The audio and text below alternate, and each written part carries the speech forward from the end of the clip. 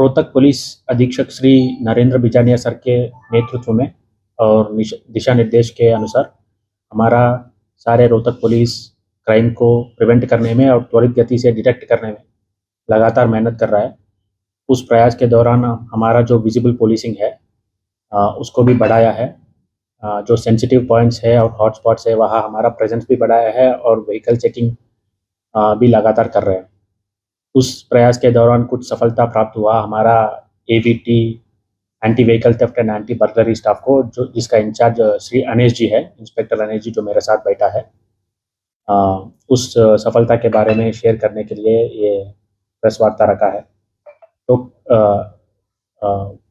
नाकाबंदी के दौरान जो व्हीकल चेकिंग कर रहे थे उसमें हमको कल शाम एक संदिग्ध गाड़ी मिला, जो I-20 का गाड़ी जो लग रहा था कि जिसमें कुछ हेवी आइटम ट्रांसपोर्ट कर रहे थे। तो उस सस्पिशन के आधार पे हमने व्हीकल उसको चेकिंग किया।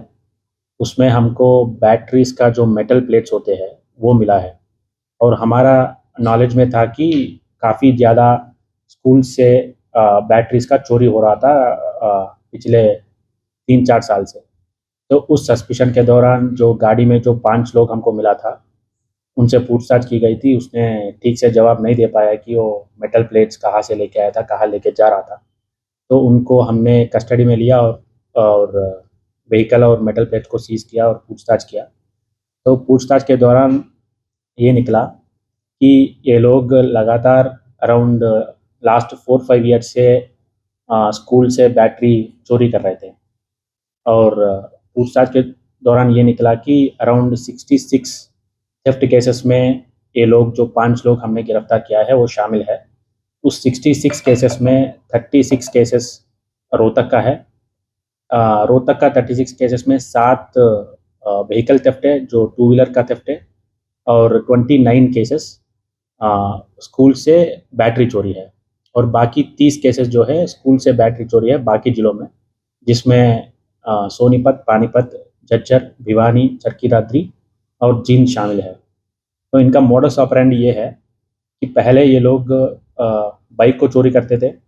बाइक को खास तौर पे उस बाइक को ढूंढते थे कि जिसका लॉकिंग सिस्टम थोड़ा पुराना हो गया, जिसका साइड लॉक नहीं लगाया गया, जो ऑथराइज्ड पार्किंग में नहीं है, जहाँ टोकन सिस्टम बेस्ड पार्किंग है वहाँ कभी ये लोग ने चोरी नहीं किया। जहाँ इलीगल पार्किंग है तो वहाँ ये लोग चोरी करते थे।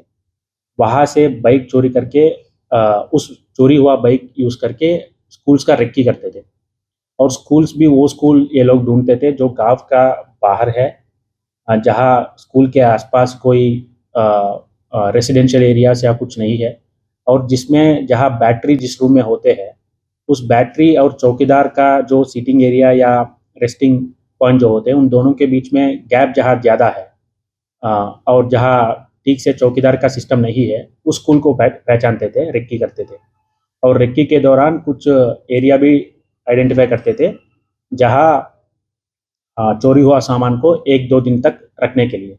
तो ये बाइक से अपने घर से निकल के चोरी करके बाइक से सामान ट्रांसपोर्ट करके अगले दिन आके अपनी I-20 गाड़ी से ये चोरी हुआ सामान पिकअप करके उसको डिस्मेंटल करके बेचते थे। ये इनका मोडस ऑपरेंडी था। तो उस टीम में 5 लोगों को हमने गिरफ्तार किया है। उनका हम रिमांड अभी उनका लिया है कि आगे पूछताछ के लिए और रिकवरी प्राप्त करने के लिए। अभी तक कोई रिकवरी नहीं हुई है या सिर्फ रिमांड के दौरान? तो जो हमने I-20 गाड़ी जो है उससे चेकिंग के दौरान हम 5 लोगों को गिरफ्तार किया और वहाँ around 10 packets of metal plates जो है जो बैटरीज को डिसमेंटल करने के बाद मिलते हैं वो हमने रिकवर किया है।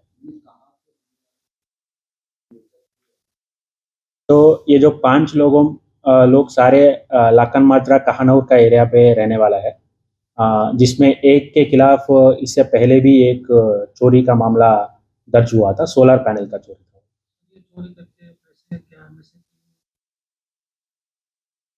तो वो इंट्रोगेशन आगे की इन्वेस्टिगेशन जो होती है उसमें हमारा प्रयास ये रहेगा कि चोरी हुआ सामान को पूरा चेन जो है कहाँ बेचते थे, उसको डिसमेंटल करके कहाँ आगे सेल करते थे और जो खरीदते थे क्या इरादा से खरीदते थे, क्योंकि चोरी हुआ सामान को जानबूझ के खरीदना भी अपने आप में अपराध है, जो 411 आईपीसी और 317 बीएनएस के तहत पनिशेबल है। तो वो सारी चीज़ हम इन्वेस्टिगेशन में प्रूव करेंगे। मोटो का कुछ पता चला क्या पैसा कमाने की नीयत की आदि है? हमारे सामने नशे की आदि के बारे में कुछ सामने नहीं आया, लेकिन पैसे कमाने की नीयत तो है। जिस तरह से आपने कहा कि